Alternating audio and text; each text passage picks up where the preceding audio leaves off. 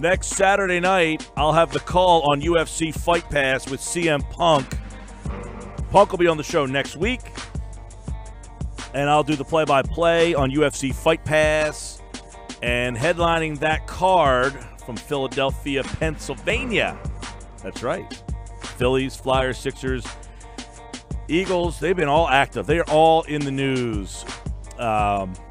Right now, joining me here on the Boardwalk Honda Hotline, he will headline the card. Undefeated welterweight champion Sean Brady fighting Taj Abdul Hakim, who I called his fight last month or December, I guess it was, at Borgata. And that's going to be at the top of the card. Sean, what's going on, man? How are you? Hey, man. How you doing? I'm doing great. I'm just finishing up training camp. Today was one of my last hard days of training. You know, now it's pretty much time just to stay healthy and get the weight off, and then do the thing next week. So I'm feeling really good. Get the weight off. I like that. Yesterday we talked to your buddy Jonathan Webb, and he is happy to be bumping up to 185, so he won't be a miserable SOB next week.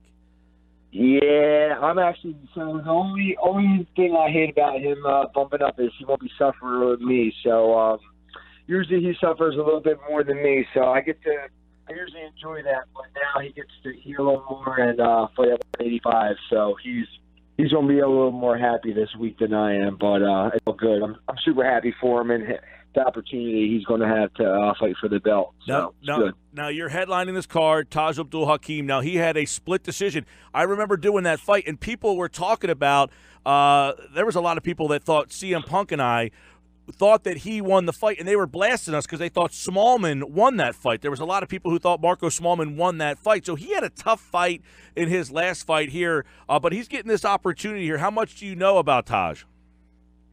I know a decent amount. I was actually in the crowd for that fight. I was cornering actually Jonathan Webb in his last fight, and anytime 170-pounders are fighting on the card, that especially for an organization I'm a champion for, I always keep my eyes on them. So I was actually cage side with my girlfriend, my coaches, watching the fight, and I actually thought it was a close fight. I mean, it could have went either way. I personally had Marco winning that fight. I thought he was just doing a little bit more, but Taj is tough. He's an explosive guy. He has big power in his hands. He has big kicks, and he's only lost to one guy, and his name's Sidney Outlaw, and he's really tough. So he's definitely a good fighter, and it's going to be a good test for me, that's for sure. I definitely look forward to that. I thought Taj, he put on a good show, as you do as well. Many people, Sean Brady's our guest here, think that a good performance here, and you will be moving on from CFFC, which will be sad for me and CM, who are going to be doing the calls, to not have a guy like you on there. But is that on your mind as you fight next Saturday night? Yeah, it's always kind of like a thought, but I'm never someone to look ahead of my next fight. I have a big test in Taj, and I have to go out there and I have to perform, and I have to perform well for me to get that next chance at the UFC or whatever other big organization. But yeah, I mean, I would love to move on after this, but like I said, I have a tough fight in Taj, and I have to get through him first. So yeah, business is. If you could, talk, because yesterday Jonathan, who obviously had a couple fights at that level. When you play the traditional sports, you play high school, you go to college, you get noticed. How difficult is it to get noticed in this, realm of trying to get someone? There's so many guys trying to do this. There's so many organizations. And obviously being at CFFC, being on the UFC Fight Pass probably helps a lot more now. But how difficult is it to get, hey, Sean Brady, notice me? Yeah, it's hard, man. There's so many fighters, and there's so many leagues that it's hard to get noticed. Even a guy like me, I mean, I'm 9-0. I've never lost a round in my career. I was undefeated as an amateur too. I'm a black belt in jiu-jitsu. I train with high-level guys, and sometimes it just feels like no one even knows who you are, and sometimes it's true. Like, I know a lot of people in Philly know who I am, but and like if you're a real MMA fan, like, you know who I am. But besides that, the average Joe doesn't know who I am. And even though I know, and my coaches know, and my team know, I can compete with the best fighters in the world.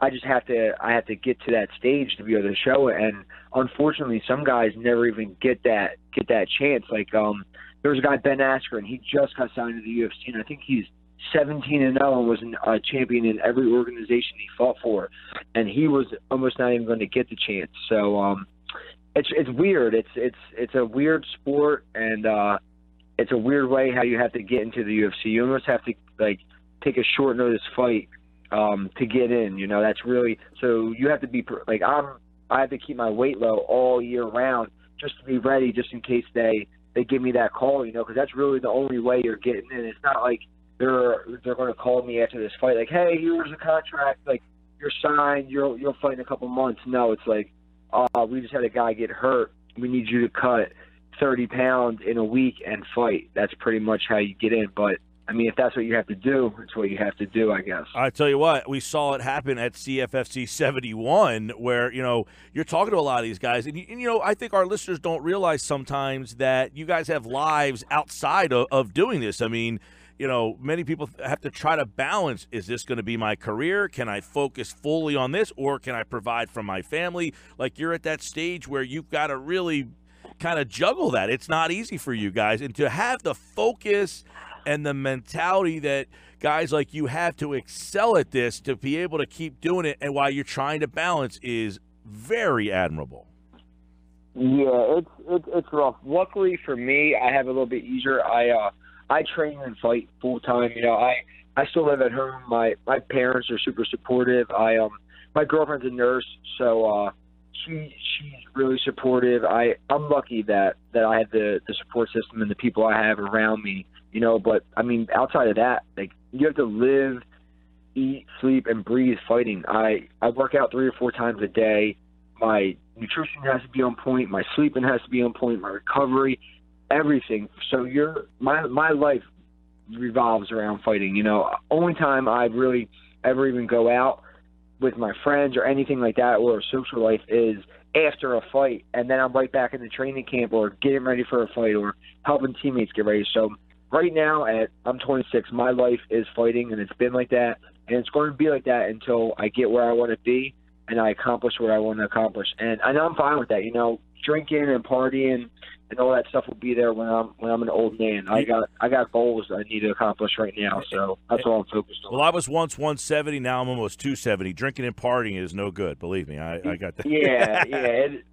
That's all my buddies.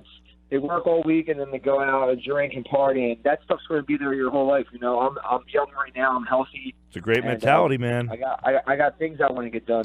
So I gotta get on it. Sean Brady, CFFC 72. He's headlining the card. Taj Abdul Hakim, Hard Rock, Atlantic City, Saturday, February 16th.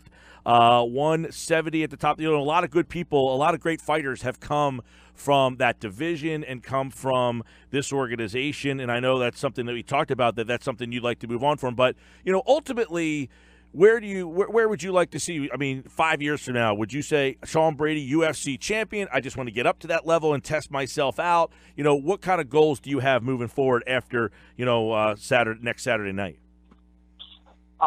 First, I have to get into the UFC, get in there and just get my first fight going. But, I mean, after that, I don't think it's going to take me long to get into the top 15, top 10, eventually top 5, and become a champion. I really believe I have the skills and I have the work ethic like no one has ever seen to become a champion, So it's just all about getting there. Once I get there and I stay healthy, it's going to be my time, But I just got to take care of Taj first, and then hopefully I can start my journey in the UFC after that. Well, I'll tell you, Sean, the last card CFFC brought to Atlantic City at Borgata was awesome.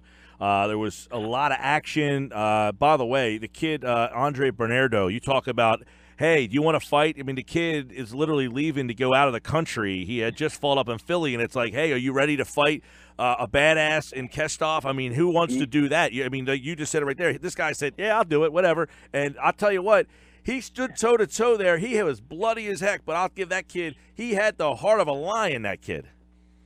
Yeah, he's actually from our gym. He's barely speaks any English. Barely. He's in the gym just training.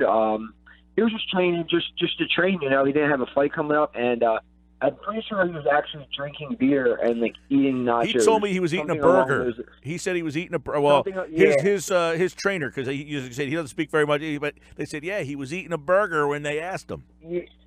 Yeah, so he was legit eating like crap, and he was like, "Yeah, let's do it," you know, because this sport's all about opportunity. If he would have won that fight, I mean, he could have. A lot of good things could have happened for him, but unfortunately he didn't. But even still, you know, it's a feather in his hat that he took that fight on 4 or 5 days' notice, a weight class up, and he hung in there with that guy. Like, that guy had 10 weeks to prepare for a 5-round fight, and Andre hung in there. You know, he sure did. Yeah. So I mean, that's the sport right there. You know, you gotta be ready for when opportunity knocks. All right, that was a great card back in December. We'll see if next Saturday can top it. Sean Brady is at the top of that card, and we wish you luck. Number one, stay undefeated, get yourself into the UFC with a great performance. We'll have the call on UFC Fight Pass. I'll call the fights with CM Punk. That is always fun. He is entertaining to work with, but you guys put on these fights that make it entertaining for us. Hard Rock, Atlantic City, next Saturday. Sean, good luck, and I will see you next week, pal. Thank you much, man. I'll see you down there. You be safe, okay? All right, you be safe, too. Sean Brady, UFC Fight Pass. We'll have the fights